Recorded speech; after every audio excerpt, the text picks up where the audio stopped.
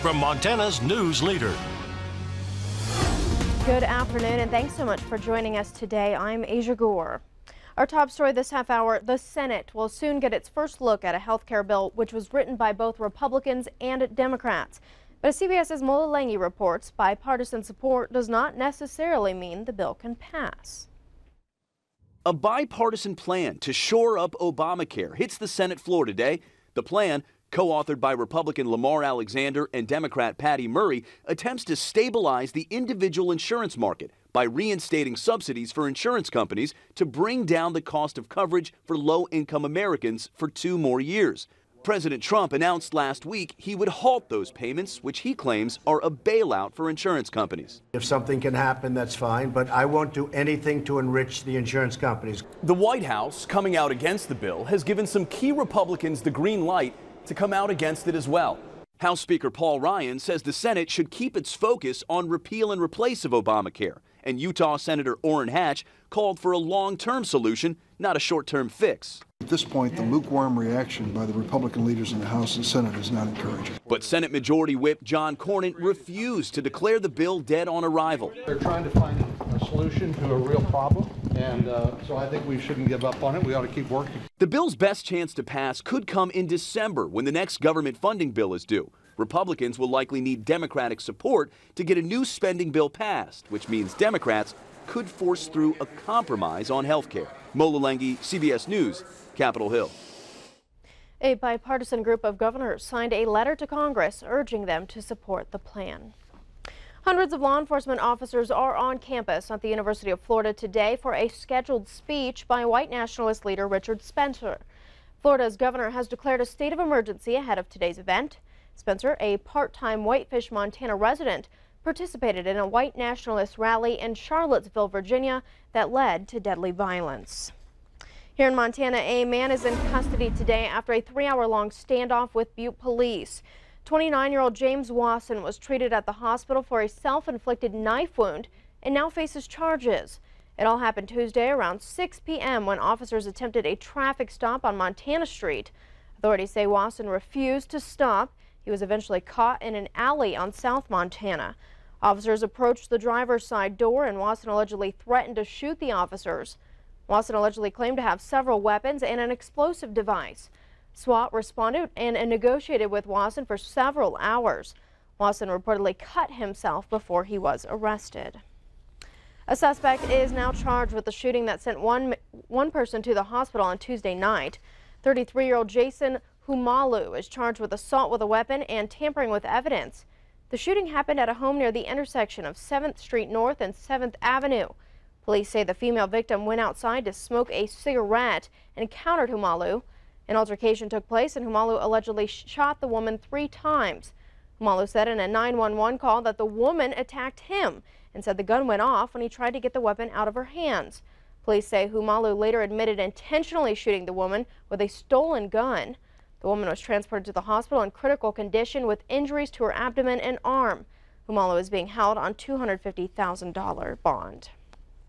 The Billings woman who admitted she beat and helped dismember her boyfriend in 2015 will spend the next 40 years in prison. 41-year-old Carrie Stanzoverbull was sentenced in Yellowstone County District Court on Wednesday. She pleaded guilty in July to the lesser charges of negligent homicide, assault, and tampering with evidence in connection to the death of her boyfriend Jeffrey Hewitt.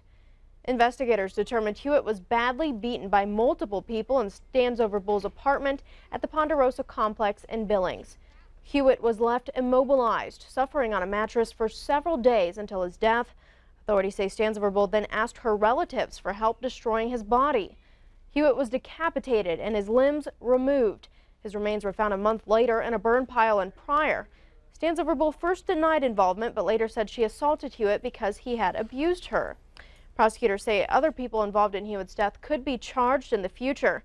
Patrick Stanzoverbull recently admitted he helped destroy evidence, including Hewitt's body. His sentencing is set for December. The deadline for the Pend Oreille County Sheriff to resign has passed, meaning he will now go forward in a fight of a petition to have him removed. The petition filed against Sheriff Carl Suda alleges incompetence and inappropriate conduct. Suda has until next Monday to submit a response to the petition, which has garnered a number of signatures. The clerk and recorder says Suda has until Tuesday to resign. He had until Tuesday to resign. And Suda's response to the petition will be printed on voter ballots for a recall election, which is set to take place in about 2 months. Residents will then vote on whether or not to recall Suda. The body of an Illinois man has been recovered after he fell above Mystic Lake in Stillwater County. The sheriff's office identified the victim as 26-year-old Chase Schott. Authorities say Schott was hiking alone around noon Wednesday and had ventured off trail when he fell. Witnesses rushed to Schott's aid, but he was already dead. Multiple agencies helped recover Schott's body around 11 p.m. last night. The coroner reports Schott's cause of death is blunt force trauma. A fast-moving wildfire burning in Cascade County this afternoon has already destroyed one cabin. The blaze is burning near Old Highway 91 in the Hardy Creek area. Authorities say no other buildings are threatened, but that could change if the wind shifts. No injuries have been reported. Fire officials believe a downed power line caused the fire. We turn now to the weather scene, where we're just learning now that fire season isn't over yet, Brett. It is not over, especially with the gusty winds that we're going to see today and throughout the next 24 hours or so. Let's go ahead and take a look at yesterday's high temps. It was a beautiful fall day. We saw the warmest reading in Livingston at 72 degrees. Missoula saw 63, 68 in Helena, 63 in Jordan. Now the 24-hour temp change, well, most readings have gone up with the exception of Missoula. They're 6 degrees cooler, but they will warm up for today, and temperatures are 21 degrees above this time yesterday in Havre and Jordan.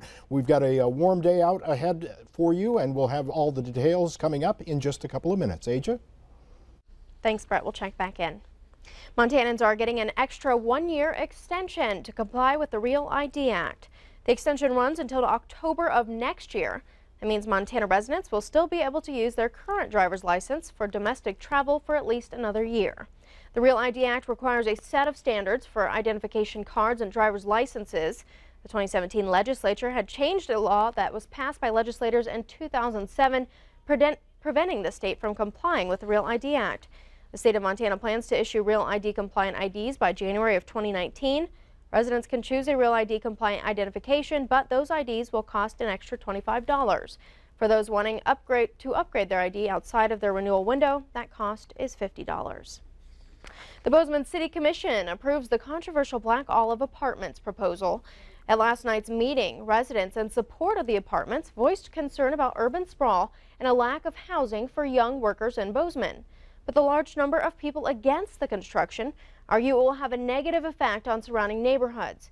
Commissioners decided to change the design of the building to look more like 4 stories with a further back offset towards the top. The University of Montana leadership is meeting with eligible employees to discuss buyouts. President Sheila Stern calls the voluntary severance offer an attractive and compassionate option. The offer is available to non-faculty employees, which only include full-time administrative, contract professionals, and classified staff. Employees eligible are those who have worked for a continuous 2 years for the university and receive a salary from the Montana General Fund. Stern says the university is spending 90% of its budget on employees, and it needs to be lowered to 75%. My concern is I'm a long-time employee, correct, but I've always been half-time, but you're offering it to 2-year employees, but I've been here like 26 years. So is that a consideration at all?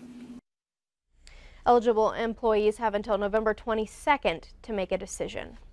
Still ahead on the noon news, a Maryland man accused of taking aim at his coworkers arrested in Delaware. Details when we come back. But first, Brett has your weather forecast. Stay with us.